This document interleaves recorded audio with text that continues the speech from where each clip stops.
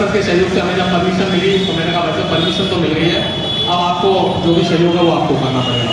तो मैंने कहा हम पैसे से जो भी सहयोग होगा हम करेंगे, आपको बस परमिशन दिलाओ। कि राजेखेड़ा बाईपास पर काफ़ी पानी भरा रहता है और ओवरब्रिज के नीचे गाड़ियाँ खड़ी रहती हैं। अगर एक वाटिका यहाँ भी बन जाए तो बहुत बेहतर होगा। हमारे बीच में आदरणीय कमलजीत सिंह जी मौजूद है, उन्होंने कहा करें जी पैसे की जिम्मेदारी मेरी है, आप तो परमिशन दिलाओ, मैं इस वाटिका को अपने नानी जी के नाम से बनाना चाहता हूँ।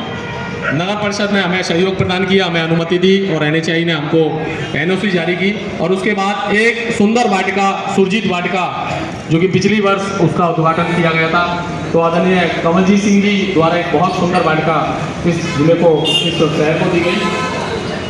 और उसके बाद जब उसका उद्घाटन किया गया तो वहाँ राजवीर सिंह ने, सुमित भैया जी ने कहा कि आप चाहो तो इस वाटिका को बड़ा भी कर सकते हैं, क्योंकि ये वाटिका 80 में 80 की थी। तो राजू ने कहा कि भाई बहुत छोटी रहेगी, जैसे पूर्व में जो वाटिका है ये वृक्षारोपण के जो कार्यक्रम है उसमें आप अग्रणीय रहते हैं, तो आप यहाँ बता रहे। शुभ दिन के मौके पर आप सबका स्वागत और अभिनंदन।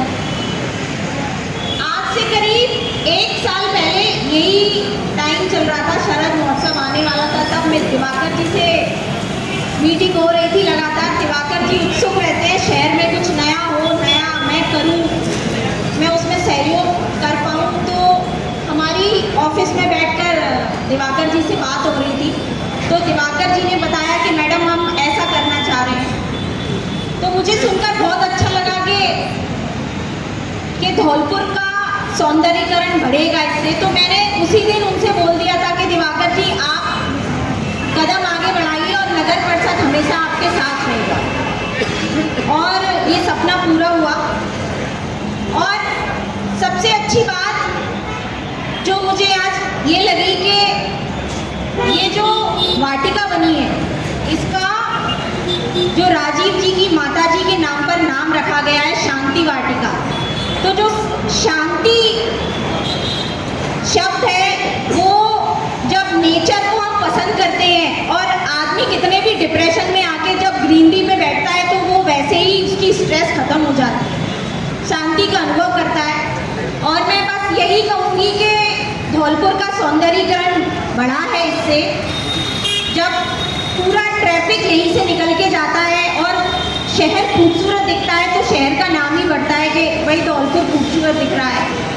अच्छी वाटिका दिवाकर जी और पूरी टीम ने जो मेहनत करके इतने अच्छे से स्ट्रक्चरिंग की, बहुत इकोनॉमिकल वे में इन्होंने तैयार किया, इतनी अच्छी पेंटिंग्स यहाँ पे निर्माण किया और इतना अच्छा गार्डन यहाँ पे एक तरह से पब्लिक के लिए ये प्रोवाइड किया है। तो ये बहुत अच्छी चीज़ है। ऐसे सौंदर्यीकरण से रिलेटेड चाहे वो प्रशासन ने सहयोग किया है या आमजन ने सहयोग किया है या आप सबकी किसी न किसी रूप में, चाहे वो फाइनेंशियली हेल्प की है या श्रमदान करके हेल्प की है या जिसके पास जो भी रिसोर्सेस है उसने अपने स्तर पे सहयोग प्रोवाइड किया है। तो ये बड़ी अच्छी चीज़ है और ऐसी वाटिकाएँ बनती रहनी चाहिए। जैसा बता रहे हैं कि 3 या 4 वाटिका का काम अभी चल रहा है सुचारू रूप से, और ये पहली जो वाटिका है ये सबसे प्राइम लोकेशन पे है। कोई भी धौलपुर आता है, मतलब मैं यहाँ पोस्टिंग से पहले एक ही बार धौलपुर आया और जब मैं पहली बार आया तो मैंने देखा इसी वाले रोड से जब मैं निकल रहा था पूरी गंदगी पड़ी हुई थी और एक तरह से लोगों ने व्हीकल पार्क किए हुए थे। उसी को मैं जब देखता हूँ इस रूप में तो निश्चित रूप से बड़ी खुशी होती है। ऐसे आइडियाज़ को सभी के सहयोग से इम्प्लीमेंट किया है और पब्लिक भी, भले उद्घाटन अभी हो रहा है लेकिन जैसे इसका निर्माण हो रहा था और घास लग रही थी, एक एक प्लांट लग रहा था और पब्लिक की मतलब आवाजाही अभी से स्टार्ट हो गई।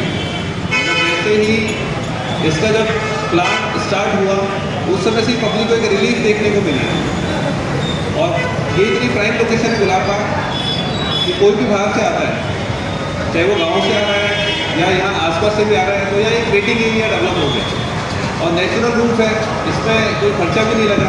ऑलरेडी NHAI ने इतना अच्छा ओवरब्रिज बनाया हुआ है। तो ये सब चीज़ें एक सिटी के लिए बहुत इम्पोर्टेंट भी है और एक पॉजिटिव इमेज भी फॉर्म करती है।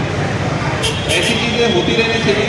आप सब इसी उत्साह से, इसी मोटिवेशन से, इसी डेडिकेशन से दिवाकर जी और उनकी टीम का सहयोग करते रहें और ऐसा कोई भी जो निस्वार्थ भाव से जनता के लिए कोई अच्छा काम हो रहा है तो उसमें प्रशासन भी हमेशा आप सबके साथ में है।